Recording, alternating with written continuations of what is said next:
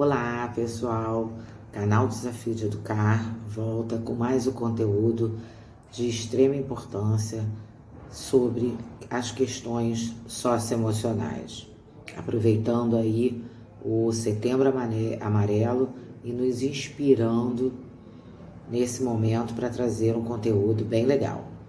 Se inscreva no canal para que você possa assistir os próximos conteúdos e ser notificado. E ao final do vídeo, dá lá o seu like, faz o seu comentário, deixe a sua sugestão para que a gente possa preparar um material bem legal para você.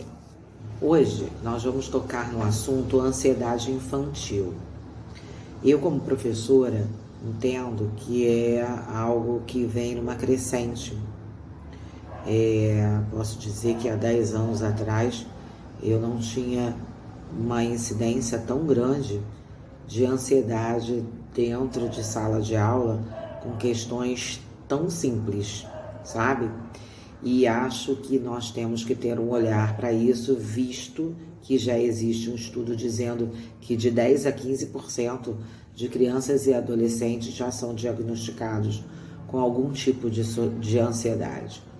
Então, está na hora da gente falar sobre esse assunto, que é meio doloroso, que é difícil de lidar, mas que é de extrema importância. Bem, visto que é um assunto importante, eu vou tentar abordar de forma bem simples, porque esse assunto é extremamente profundo, a gente teria que ter bastante tempo para falar sobre ele, e eu acho que ainda assim a gente não esgotaria todas as questões.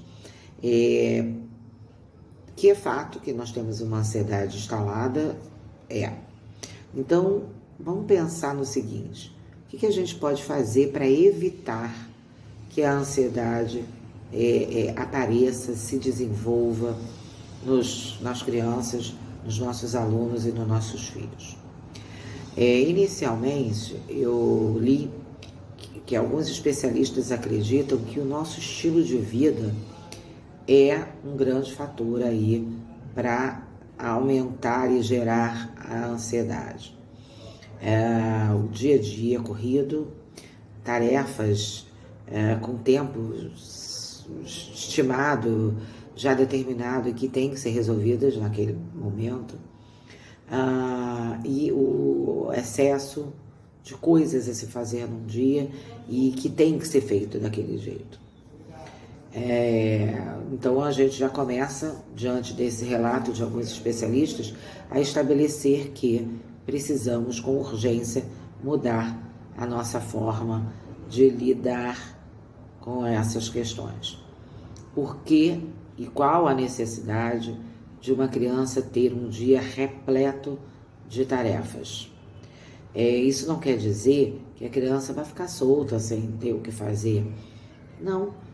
Mas ela não precisa ter uma demanda tão grande. Essa demanda pode ser crescente, né? Ao longo do tempo. Uma criança de 4 anos não precisa ter uma rotina tão rígida quanto uma criança que está no 5º ano, ou que está no 9º ano, ou no ensino médio. Então, precisamos rever essas questões. A importância do brincar. Essa criança deve brincar. Ela deve brincar no quarto com seus brinquedos, ela deve brincar com outras crianças, numa praça, no play, sempre acompanhada de um adulto. Mas ela deve ter essa experiência e deve ser acompanhada a viver situações que terão aí uma rigidez com o horário, porque ninguém vai ficar na pracinha o dia inteiro, mas onde ela vai ter uma liberdade, onde ela não está ali preocupada com o resultado final. Essa expectativa que a gente acaba passando para a criança, de que ela tem que corresponder de forma perfeita em todas as atividades que a gente define para ela, também é um ponto a que a gente tem que refletir. Outras questões muito mais simples, que nós tocamos inclusive no vídeo anterior, que fala sobre a autoestima. Devemos reforçar, valorizar a criança, valorizar o seu aprendizado, valorizar as suas conquistas, como também a questão de trabalhar as emoções. o que você está sentindo, isso é normal, a gente pode fazer assim, se nós fizermos assim, ajuda, e estar toda a família participando desse processo. Essa experiência vai ajudar o seu filho a entender o que ele sente e aprender a administrar, porque a ansiedade, ela existe desde sempre, e ela é uma forma de proteção para o ser humano, né? Para evitar que a gente se coloque em risco.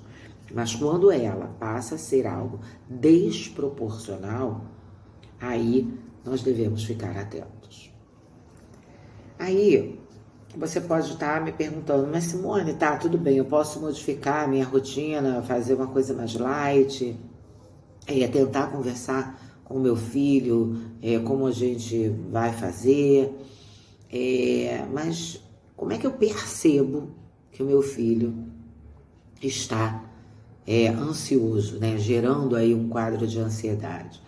Não existe um parâmetro para todas as crianças, né? O que se fala muito é sempre estarmos atentos a questões que são exageradas, algo que aparentemente a gente não encontre uma explicação, né?